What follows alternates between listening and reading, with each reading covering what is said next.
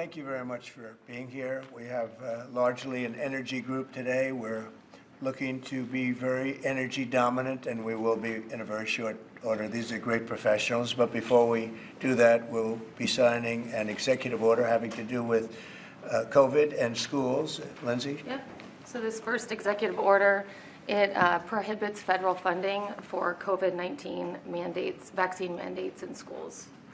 Okay, and that will meaning they want to clear that up, Yep. the discrepancy. So any schools that require students to be vaccinated with COVID-19 shot, then there's no more federal funding. So. Okay.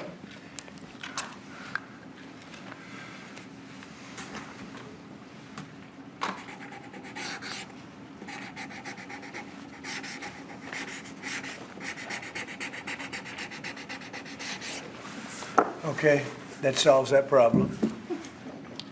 Sir, will the Department of Education have to handle that? Yes, it'll go through the Department of Education. Okay?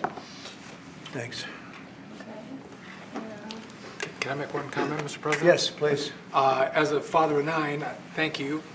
We should have parental freedom to decide what vaccines our kids take, as opposed to school systems and governors forcing upon the people that love these kids the most, which is the parents. So thank you for citing that. Great, thank you very much. People wanted that very badly.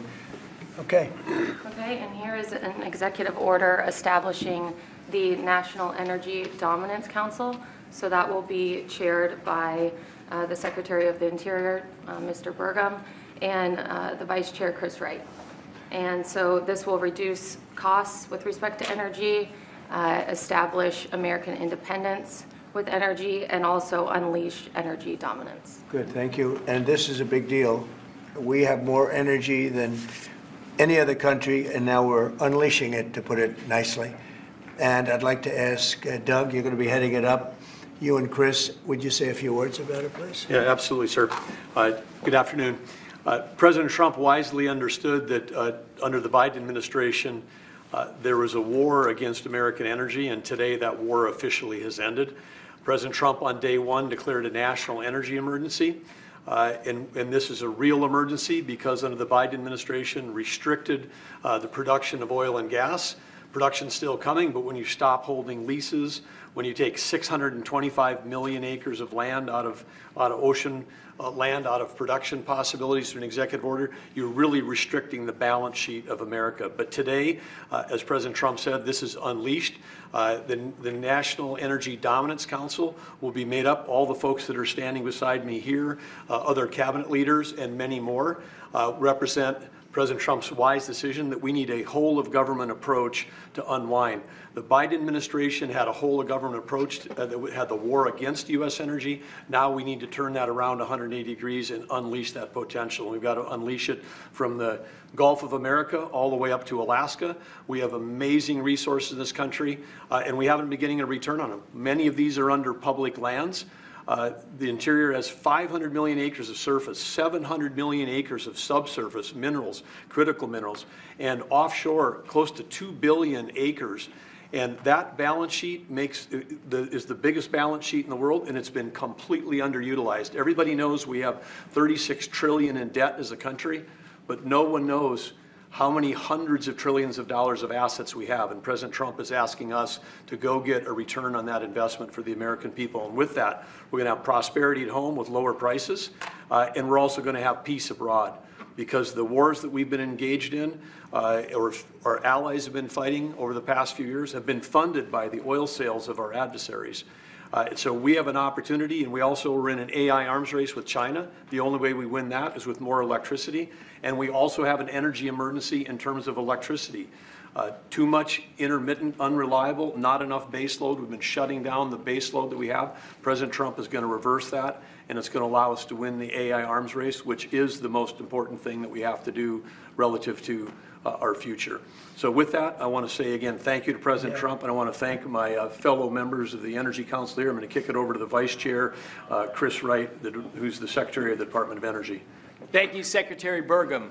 Today is truly a great day for our country today. And Secretary Burgum laid out so many of the problems the last 4 years. If you put barriers in front of energy, you make it more expensive, you make it less reliable, you make it harder to do business here, and harder for our consumers to pay their bills. With this fantastic action from our president, we now have authority across the government to lean in to fix these problems. And I'll start out with one specific right away. This morning, I signed our first LNG export license, unpausing the pause in action.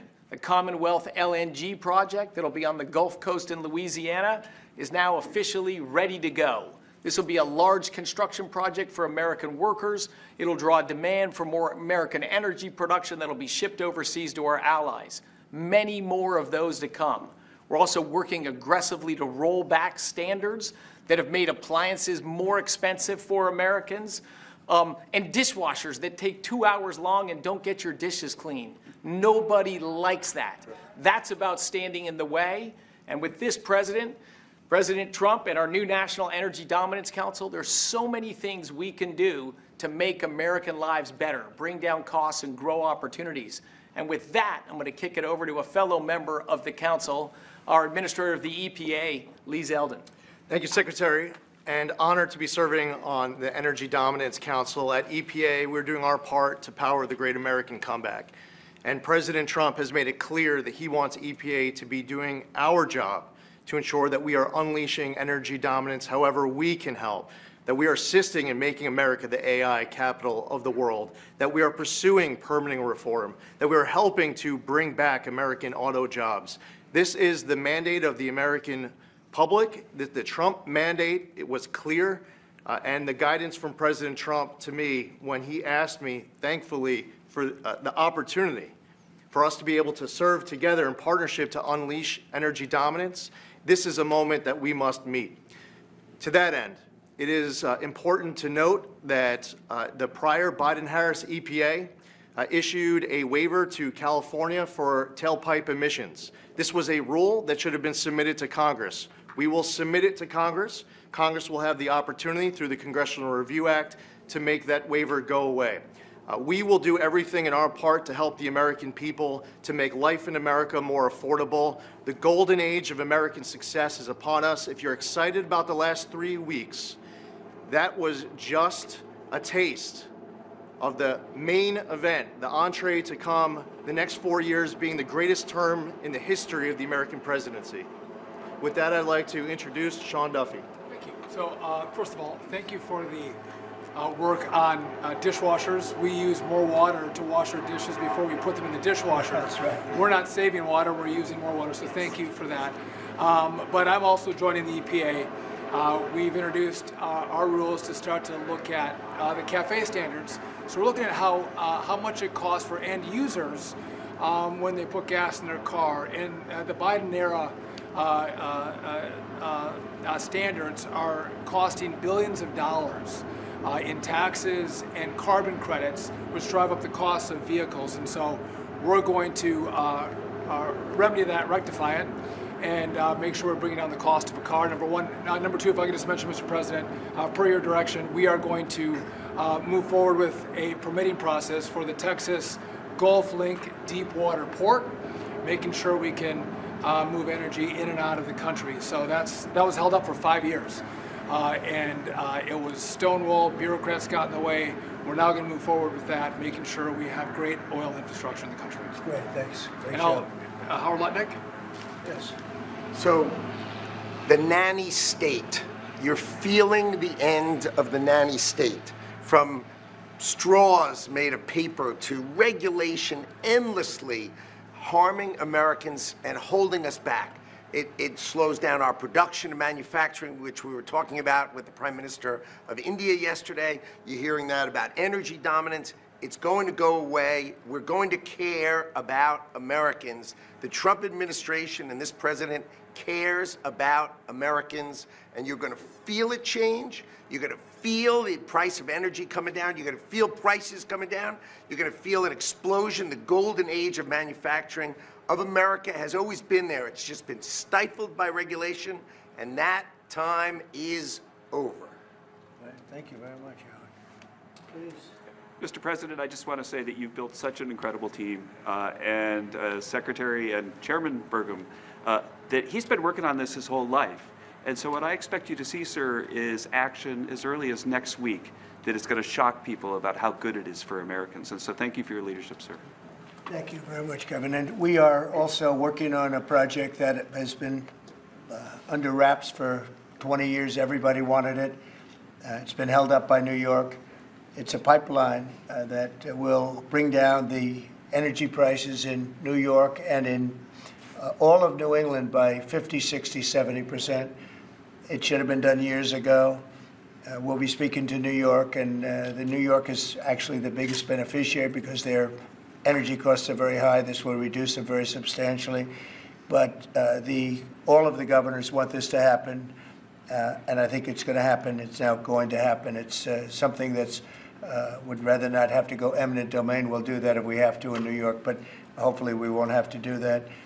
This again will bring down energy prices in New England by numbers that nobody can even believe, probably 50, 60%, maybe even more than that. A lot of them don't even pay energy because they have no energy. They use logs. They go out and they cut down a tree.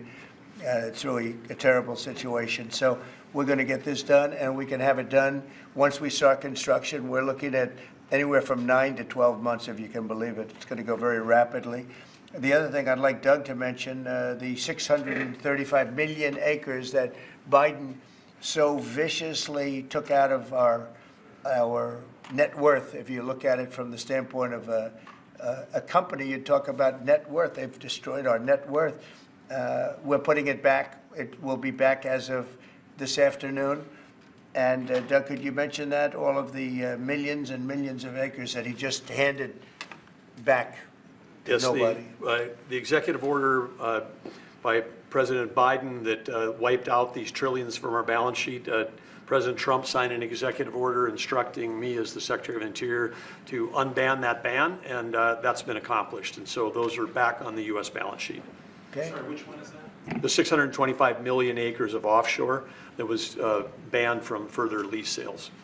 Further anything. And You couldn't even- 625 million acres is Right. 1/3 the size of the lower 48 that was taken off our balance sheet. It's back on there now. President Trump cares about the American people. He knows that these public lands belong to the public. They don't belong to Washington bureaucrats from the prior administration, and we're going to make sure that we get a return on investment for the American people. The amount of money that he took off our balance sheet, if you look at it as a balance sheet, it was incalculable. Nobody's ever seen anything like it. And he did that, I guess, in the last few days of the administration.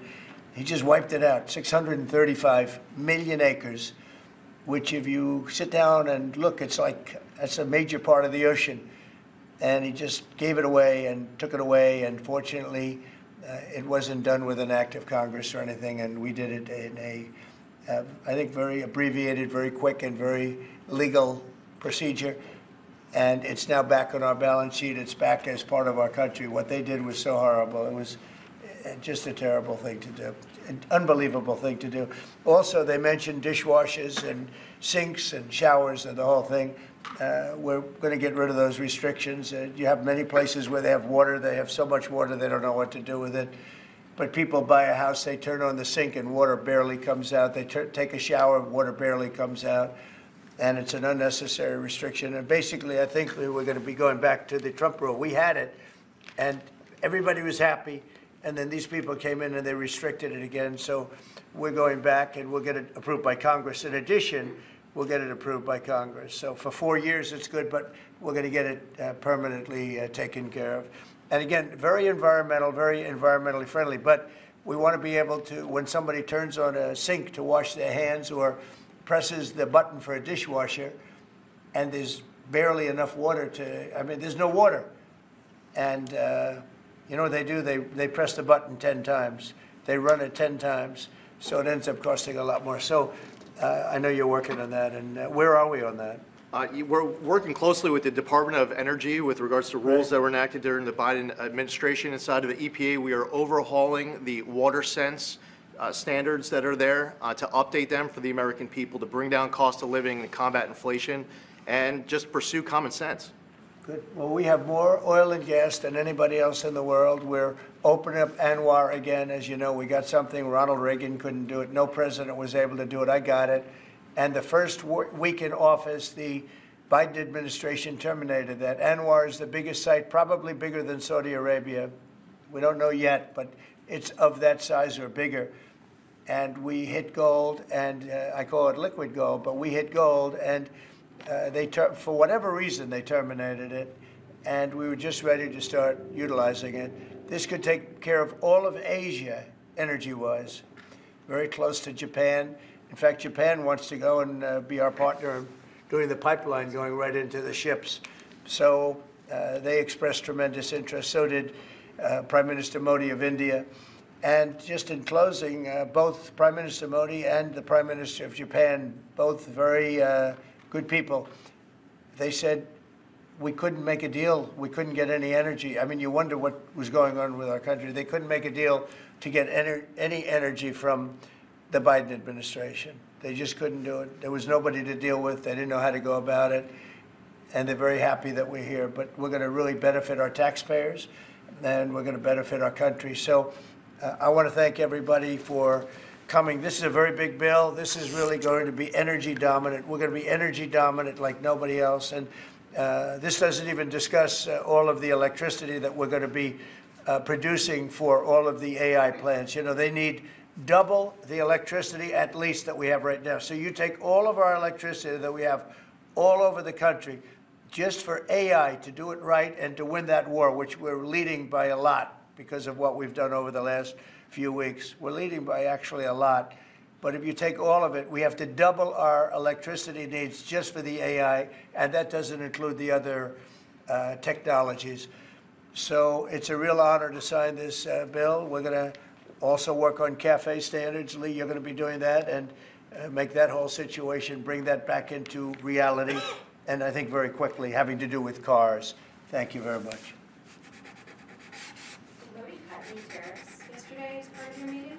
No, but in 2 weeks we will have another one. Yesterday was very big.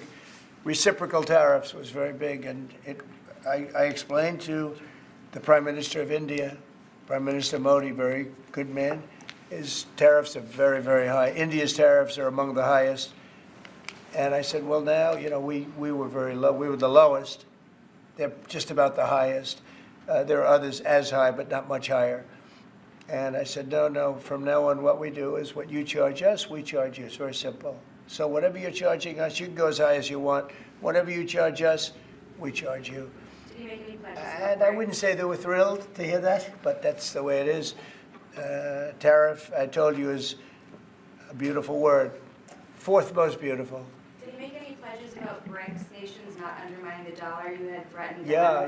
tariffs. The BRICS nations, I think that's breaking up very rapidly. We said that if they're going to go and do anything to undermine the dollar, that includes China. I don't even know that they're a member of BRICS, but they had a few nations get together to try and play cute. And I said, we're going to put 100% tariff on every one of those nations. And at the mere thought of saying that, I think that's all broken up. That idea has no longer sailed. Now, that would be a terrible thing for our country. It would be bad for the world. They wanted to undermine the dollar. 6 nations got together. They want to undermine the dollar. That didn't work out too well. Not going to happen. And we're getting along with a lot of nations now, frankly. There's a lot of respect for the United States. We have regained the respect that we should have, but we've also done things to deserve it. I mean, we've freed up our country, and you're going to see this is basically energy dominance, and it's going to be environmentally clean, environmentally wonderful, and taxes will be very reasonable based on this. We're going to make more money than anybody's ever made with energy. We have more energy than anybody else, and it's clean energy, very clean, beautiful energy. We're lucky. We have it. I call it liquid gold under our feet, and we're going to utilize it. So this is a very big bill, and I have a very talented group of people behind me. This gentleman was the #1 man in all of the oil industry. They said there's nobody like him, Chris Wright. And you know Doug. Doug actually made a tremendous fortune in technology, and he said, I'm going to run for the governorship of, he loves his state, of North Dakota. And he did, and he made it so energy powerful that I think you're more proficient at energy than technology, but what do I know? And this guy, everybody knows him, Sean. He's been, he's done a fast study on transportation, and he knows, he's learned a lot over the last few months. He's learned a lot. He's really been great. And Howard has built one of the great companies, Cantor Fitzgerald. It was wiped out, completely wiped out, other than a few people left in Europe. And he rebuilt the company into a bigger, better company. Cantor Fitzgerald is one of the most, absolutely one of the top companies on Wall Street, stocks, bonds, trading. And he took that, I mean, he literally watched the plane go into the building, go into the World Trade Center. Amazing story. That alone is an amazing story. He was delayed because his wife insisted that he finally, after years, take his child to school. So he took his child to school that one day, because normally he would have been in the building at 6 o'clock in the morning. That's that business, right? So you owe your wife a lot and your child a lot, right? But his wife insisted that he take his child to school. For 5 years he didn't do it. He was horrible. What kind of a father was he? Okay, I'll do it.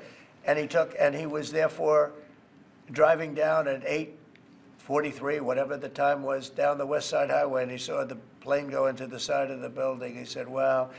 And he occupied the top 3 floors of the World Trade Center, of the one building of the World Trade Center. And you know what happened there? He lost 100% of the people in that, his whole company was there. And he rebuilt his company step by step over years and became bigger and stronger. And he gave a tremendous amount of the profit to the families of the people that died, which he didn't have to do. And now he's working with us. He did an incredible job. I mean, anybody in that world, they know Howard Lutnick very well, and I'm honored to have him running Commerce. He's going to be incredible. He loves the country. And Lee was a great lawyer, a great congressman, very successful person, both as a lawyer and as a congressman, and knows a lot about the environment, cares about the environment. And we were lucky that I was very happy that you joined. And he was with me right from the beginning, always was with me, and I've always been with him. And Kevin Hassett, we know everybody knows Kevin, and he's fantastic. And you and Lindsay, you and your team are incredible. The job you've done, we really appreciate. Thank Will, and the job you guys are doing is really fantastic. We're knocking this out. Brian, do you have a question? I actually do. What kind of piqued my interest is growing up on the Texas Gulf Coast, natural gas, the LNG that you mentioned. Yeah. What's the potential for like new jobs or growth in that area? I mean, that part of the country, Southwest Louisiana, Southeast Texas, they depend on that. I would say that potential is simply tremendous. You know, 20 years ago, the United States was the biggest importer of natural gas in the world. And we had natural gas prices 2 or 3 times higher than they are today. But with shale revolution and great entrepreneurs in Texas and Louisiana and across our great country, we are now today the largest net exporter of natural gas in the world. And so much of the world is depending upon natural gas is the fastest growing energy source, has been for 50 years. We were the driver of that, and then we paused. We stopped our ability to grow natural gas exports. Both the Japanese government and Indian government expressed great distress about that. They're going to count on energy imports from the U.S., and we may just change our mind. So I think they're thrilled to see the actions of this president say America's open for business. Yes, we have the energy, we have the people, we have huge job opportunities and investment opportunities, not just in the oil and gas industry, but all those surrounding communities that are lifted up by that more production here. And as we produce more production at scale, not only does it allow us to export, but it becomes more efficient, and it helps us drive down the cost for our domestic consumers as well. Yeah, I know they're really happy, so just let you Thank you. Thank you, Brian. And I will say this, that this all started 8 years ago when I got elected. We were doing this, not to the extent that we're doing it now, but we were doing this, and we became #1 in oil and gas by far. And we were #3, even #4, some would say. When I left, we were #1 by a lot. And then they pulled way back, and the prices started going through the roof. And then they went back to my plan, but by that time the prices had already gone up. So they really disrupted it. But now we're going to take it to a new level. It's going to be amazing. And we're also, it's very powerful, clean coal. We have more coal than anybody. This is good, beautiful, clean coal. And if you notice, China's opening up a coal plant a month. Germany is now opening up a coal plant every 2 months.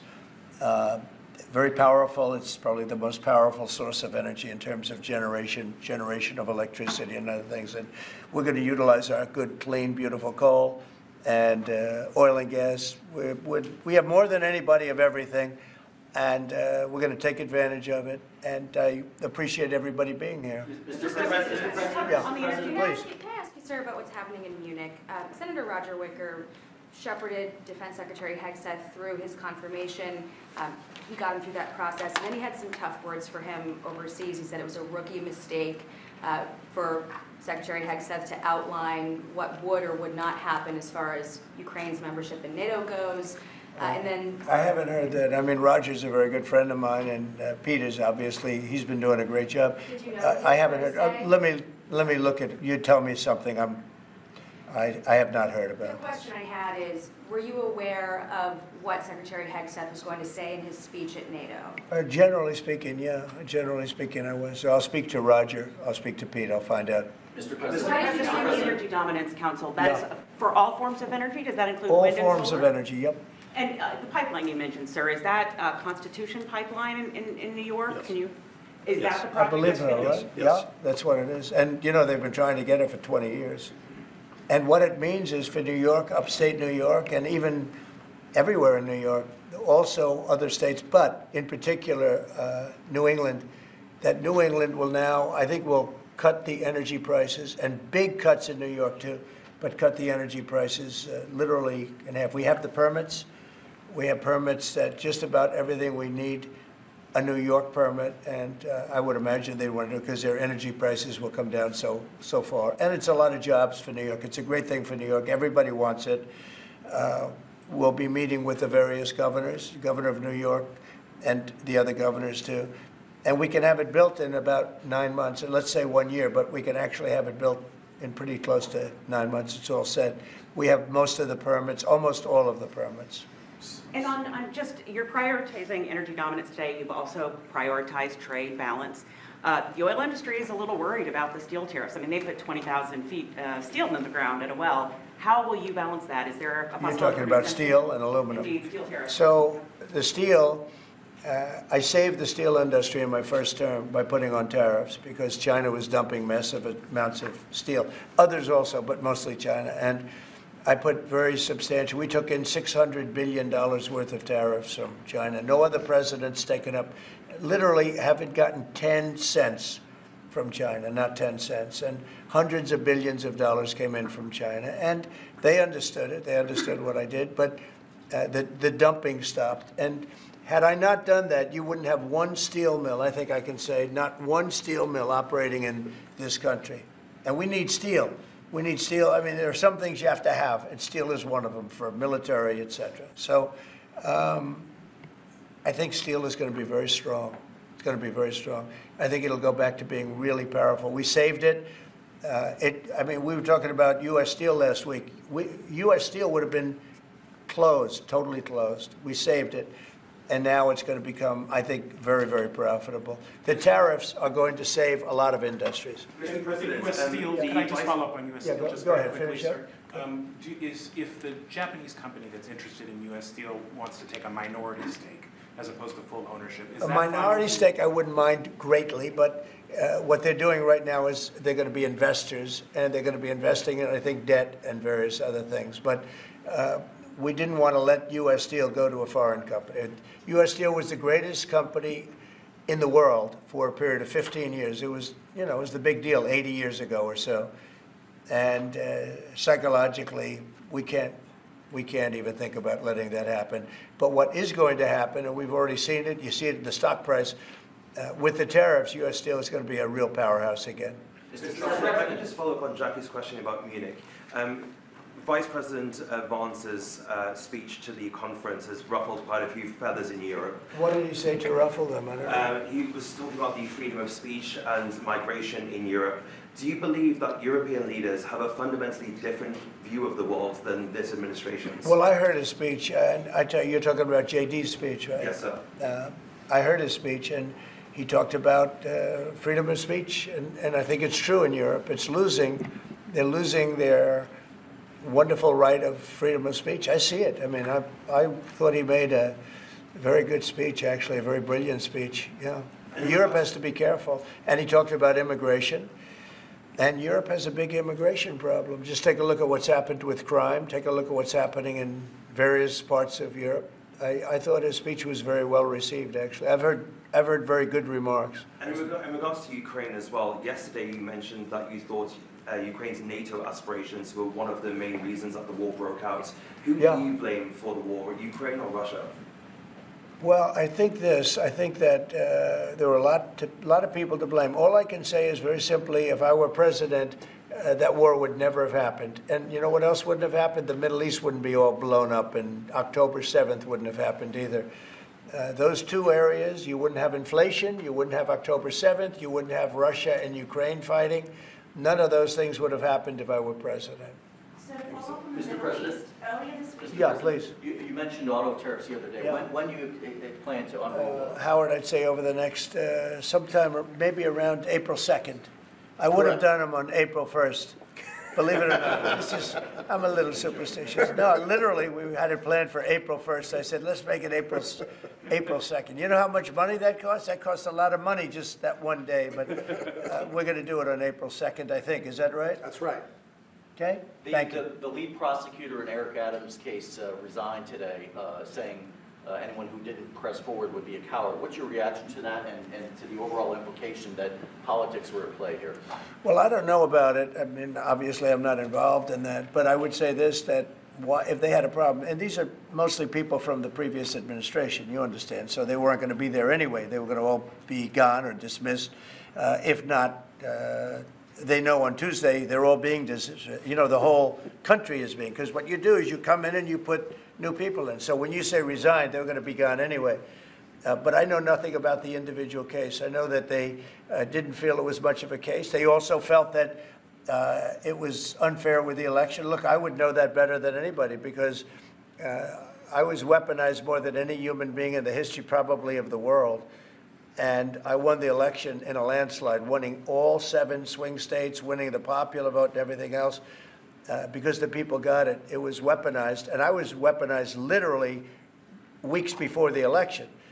But I think there's also something to be said. I read that. There's something to be said for what they were doing. It looked to me to be very political. But why didn't they bring this up like 4 or 5 weeks ago, 6 weeks ago, or whenever it happened? You know, they just sat around and didn't complain. Then all of a sudden they complain, and they know they're all being dismissed anyway. So, you know. That's the way it is. That's called politics, I guess. Mr. President? Yeah, please. Earlier this week, you predicted that all hell would break loose if Hamas didn't hand over all of their hostages. What do you expect to happen tomorrow in terms of I don't know what's going to happen tomorrow at 12 o'clock. It was up to me. I'd take a very hard stance. I can't tell you what Israel's going to do. But I watched the last people come out, and I looked at a before and an after picture. One guy was a big, strong, healthy guy. You could say he was a little bit overweight. He's not overweight anymore. He looks like he just came out of the Holocaust. It looks like a Holocaust picture. I've looked at him for a long time, and they've been treated very badly. A young lady came out last week. Her hand was blown off. I mean, literally, her hand was trying to stop a bullet that was headed for her face. She put up her hand. She goes like this and wiped out her fingers and a lot of her hand. Now, I would take a different stance, but it depends. Look, it depends what Bibi's going to do. It depends what Israel's going to do. But and now I understand they've totally changed. Hamas has totally changed. They want to release hostages now again. But you have to see, this started by them saying, we're not going to release the hostages as we said we were. I said, good. You have till 12 o'clock on Saturday, which is tomorrow at 12 o'clock to do it. And we didn't hear anything. Then all of a sudden, 2 days ago, they said, no, we've decided we're going to release the hostages. So, but I actually think they should release all of the hostages. Remember, they're probably as bad as they looked. I mean, I don't like to say that, but they looked real bad 4 days ago, 5 days ago when I saw them. And the young ladies that came out were treated really badly. You don't know what happened, but I do. They were treated really badly. But as bad as they look, the ones that follow probably will look a lot worse. I think they're sending out their most healthy. And they've been hit hard on that, Hamas. So they probably didn't want to release. But they obviously, they changed their mind. I said 12 o'clock tomorrow, and all of a sudden, 2 days ago, yesterday, they said they're going back to releasing. But this all started by them saying, we are not going to release any more hostages. And then yesterday, they said they are going to release the hostages. But I think they should release all of the hostages. About 75,000 workers took this deferred resignation. It's a little bit short of the 5 to 10% goal you were hoping to hit. Do you think you'll have to make up the rest of that number in layoffs? No, look, that's 75,000 more than we would have had, and nobody knows what that final number is, because in the end, I think a lot of people aren't going to show up to work. A lot of people, they got used to staying home and quote, working. But, you know, I wonder if they had other jobs or other things. You know, they have a lot of problems with that. No, 75,000 is a lot of people. And we paid them well. You know, we gave them a lot of months of severance pay, if you call it that. But no, I think you'll probably have some more, too, in addition. It's a big, tremendous saving for our. We want to downsize government, but make it better. Run it better, but downsize. Yeah, please. So can I ask about the UK? I understand that you had a phone call with Keir Starmer yesterday. I did. I just signed a letter to him. He asked for a meeting, and I agreed to the meeting. We're going to have a friendly meeting. Very good. We have a lot of good things going on. But he asked to come and see me, and I just accepted his asking. Do you have a date for that, sir? And what do you hope to Very soon. I think he wants to come next week or the week after. And what do you hope to discuss? I don't know. It was his request, not mine. But, you know, I've met him twice already. We get along very well. He's a very nice guy. Thank you very much, everybody. Thank you. Thank you very much. Appreciate it. Thank you, Brian. Will there be carve-outs, sir? Thank you, press. Thank you. The tariffs? Thank you, press. Thank you, press. Thank you, sir. Thank you. Thank you. Thank you, sir.